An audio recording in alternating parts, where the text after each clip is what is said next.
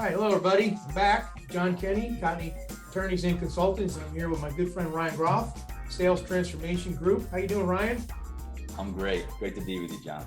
And I know everybody doesn't know Ryan's over in that great state of Hawaii. So we managed to coordinate the time. And I know if you follow Ryan on social media, not only does he have great things for what he's doing in sales, I mean, the pictures and the videos and the lifestyle in Hawaii is absolutely fantastic. And I hope to come over and visit you sometime soon.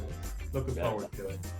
So Ryan, a little bit history. I don't know how many people know this or don't know, but I know if I got this correct me if I'm wrong. You also, besides this is a passion you grew into. You started out as a professional baseball player, correct? That's right. Love that. Tell us a little bit about that and maybe how that is led into what you're doing today. I think that's a great story. Yeah.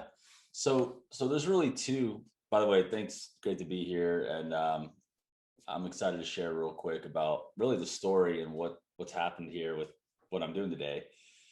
There's two statistics that I've been researching lately. There's really three, but two of them stick out. One is 95% of companies in the construction industry don't make it to 10 years in being in business. Mm-hmm. And there's the other one. It's the divorce rate. It's 50% of people don't stay married. Okay. So when I was growing up, my mom and my stepdad, so my mom, second marriage, people my age, this is very common these days. They started a contracting business in Boca Raton, Florida, and they're doing home remodeling jobs. And I'm on the roof in the summers, and I'm excited to be a part of this vision of I'll one day be able to be a business owner or lead a business, right? And so, but the reality is the numbers weren't in my favor. So what happened was the recession hit, and my parents' business didn't make it 10 years, 95%, and neither did their marriage, 50%. And so I'm over here like 18 years old, 19 years old. And the only thing that I could feel that I could do to get me to a place where I feel safe, strong, potentially successful, the only thing I knew was to take baseball as far as I could. So baseball became that place. And I went from, walk on, working at Red Lobster, paying my own way, going to Division I, and then playing professionally for a few seasons. And what's crazy, I'm not here to get anybody to feel bad for me, but I went and played Division I and professional baseball, and not one family member came to see me. That was just the situation. I had no support, right? I had no help. And so as I'm looking at this, I'm like, baseball is my chance to get out of poverty and family brokenness and stress, because I saw the plans and specs all over the table. I saw the booze bottles hanging out on the, a little too long on the weekends. I saw it, right? You guys get it. And so what happened inside was I want to change my trajectory and break patterns where that if I'm in my life, my family and my success, I don't want to re-see. I don't want to see that movie again, because I can't unsee, unfeel, unhear what happened during that time in my life. And many of us start businesses for these reasons. We want something better, right? And this is what we're about. And we're in a great industry. And so what I did was I played professional baseball as far as I could go. And I became an incredibly hardworking, passionate person about growth, because you become a professional, you take it very seriously. And so I didn't know anything different when that chapter ended.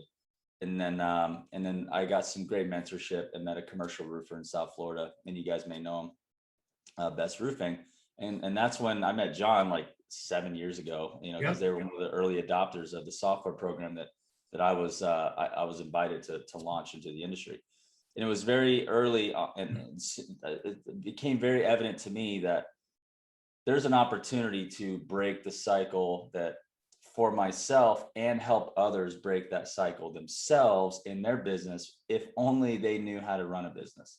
And for me, instead of me becoming this business extraordinaire end to end, I just looked at my mentor. I looked at my sports background. I looked at my talents and gifts and said, if I could help people build sales organizations and have an environment of performance, an environment of culture, of growth, systems, processes, a 25-year-old Ryan, I'm 35 now, but a 25-year-old Ryan would say, dude, I want to work for this roofing company. This is kind of sexy. They have a system, a process, they train, there's an upside. I can be around a brand I'm proud of. Instead, there's too many of the ones with my mom and stepdad, mom and pops, unsure how to grow their business. They're failing and families are falling apart. And I'm just like, no, it's gotta be a way. So that's been my heart, my mission, my desire, John, is to really see the industry become a place of dignity, legacy, growth, opportunity for people, pro athletes, valedictorians. Come to our industry. Don't go there, because this place is where you can make a difference and change the trajectory of your life. So for me, helping companies create that desire, that vision, personally and with their team, onto a better life, is really the fabric of what we're doing. Yeah, and you summed it up great, and fantastic story. And when I say story, it's a life change. It's an event. It's what you really went through. So one other thing I want to bring up, and I know, touching on what you did, I know you have a huge passion for mentoring, and I know, and it comes out in what you do, coaching, mentoring, very similar.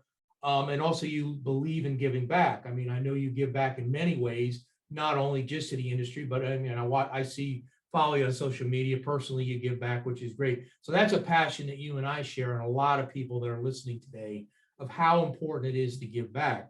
I know one of my early theories that I learned and took to heart and stayed with is, you will always get out of life what you want or need if you just help someone else get what they need first, right? And you live that. I know you live it every day, and as I do. So that's great.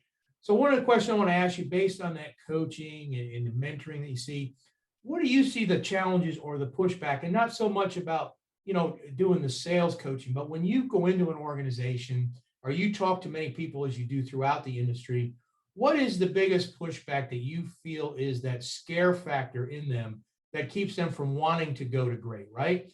Because you're doing a version of good to great. I do a version of good to great. So many people out there, you want to be great, whether it's your personal life or in business. That's the goal. And great doesn't mean that people worship you. Great doesn't mean that you have a lot of money. Great means that you've built something that others want to get to. And I think most of the clients in the industry that we see, they want to get there, but there's something holding them back. So maybe from your perspective, what do you see that as? Where do you see that being at? That is that what keeps people from getting to that greatness?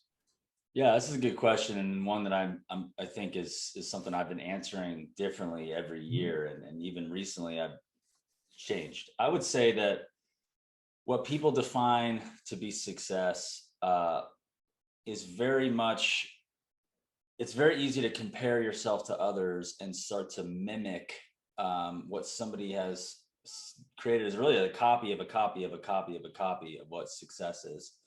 And what that means is that I think we have an identity crisis. Most people don't know who they really are. They don't really know.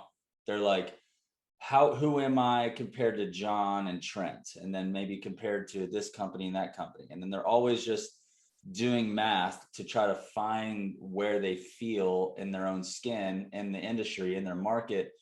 And they end up competing and creating a lot of action and angst and energy towards something. And they're not like just peaceful and true to themselves and authentically building their own thing. And I feel like that's what happens is like, hey, work with Ryan.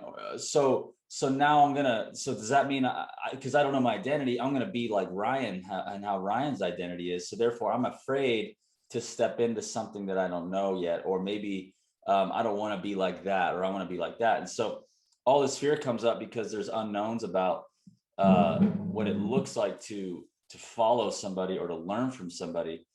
And what I find is that the people who grow the most, they already know who they are, and they're inspired by me or by you, and they're taking what's valuable, that's solving problems within themselves, and they take the chicken and they eat it and they spit out the bones. They make something great. They bake their own cake, and they're not just relying on everybody to help them find out who they are, what success is, comparing themselves, and it causes them to be anxious because they're always having to negotiate what to do and what's next. And it just you're being tossed around. I think that's the biggest problem is a lot of people, they don't really know who they are. They don't haven't defined success for themselves. And so they look at a top 100 list and they're like, I want to be like that company. And therefore they start taking a bunch of action, or they're afraid to do that because of the stress. And it's like, wait, why are you even doing this? What do you want? Connect with what you want, you and your spouse and your leadership team, identify what success is, find out who you really are, why you even want to do something different.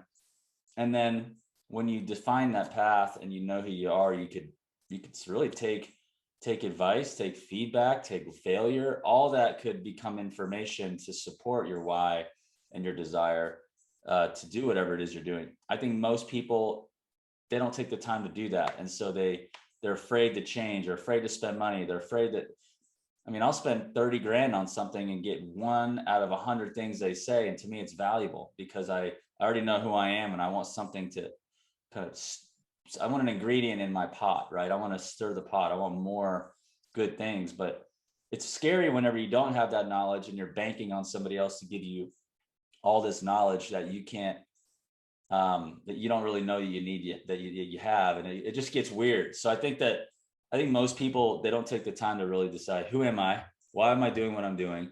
Let's really feel connected on that. And then you feel less afraid of things, and you take more risk, and you grow, and you fail, and you just get better versus, this is going to change my life with just one thing, and I'm banking on it. And then they don't, and then they're afraid because the coach or the program or the software didn't do what I thought it was going to do, and I'm losing money. And so then they don't take risk anymore. And it's just it's a mental problem. What we need is, that's a long answer, I think. No, that's a good answer. And people are afraid to fail. And, I know I've been at this a long time, and you have to fail. That's one, and I know you give this, you get a lot of people to get out of their comfort zone with what you do, which is the best thing that you can do, because you can't move ahead unless you're comfortable moving to the next level by getting out of what you're comfortable with. So you're very good at that. But one thing about it, people don't understand, and I know you do work on this as well, is you have to fail. If you don't, like you talked about, even in your baseball, I know that you didn't get up every time you were throwing a pitch or anything else you were doing and everything was successful. It's just never that way. But I'm sure that every time you've had a failure, you learn and you progress to the next level. I know personally I have. If I didn't have some of the failures that I had, I wouldn't be where I'm at, doing and enjoying life and getting to that next level. So on those theories, we're coming here towards the end. It was fantastic. I'd like to give you opportunity to basically sum up however you want to what we didn't cover on, and give you the closing words here, Ryan. Yeah, thanks, John. I'll just say something about failure. I fail way better now than I did when I played baseball. I failed pretty poorly then. It was not information that I learned when I failed. It was squeezing the bat and the helmet jamming into the. It helped you grow, right? Yeah. Now it's a growth tool that I wish I had when I played. Yeah. So thank you for that. It's great to be on, and I just love the industry. I love helping people grow. I love working with growth-minded people, or transitional generational handoff kind of deals. I love seeing young leaders and young sales professionals, or people who want to grow in sales. I love being a part of their journey. I love standing them up, giving them a process, giving them some hope, giving them something that they can go do what they do and go to sleep at night knowing they're doing it really well. I remember sales for me was a mystery until one of my close friends was like, dude, you should get into sales. You're a competitor, you're a communicator. And I'm like, man, that's the first time someone gave me permission to believe that sales was good. I just didn't know. I wasn't raised around business as much in that way.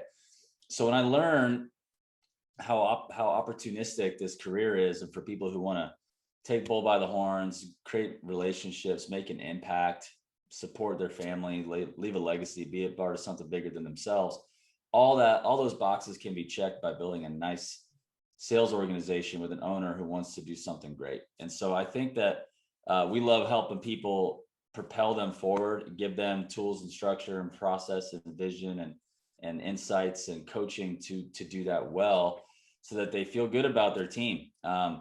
and their team's performing and they're selling value and backlogs filling up and you're getting paid faster and their margins are nice and healthy and it's fun. You reinvest back into the company. So we love helping people who want to grow or are struggling and are a little stuck. We don't do well with people who aren't growth minded. They just want to cruise. We do better with people who have a desire to continue to year over year just find an increase. I'm not talking about this. I'm talking about just steady, solid businesses, and we love helping. Growth.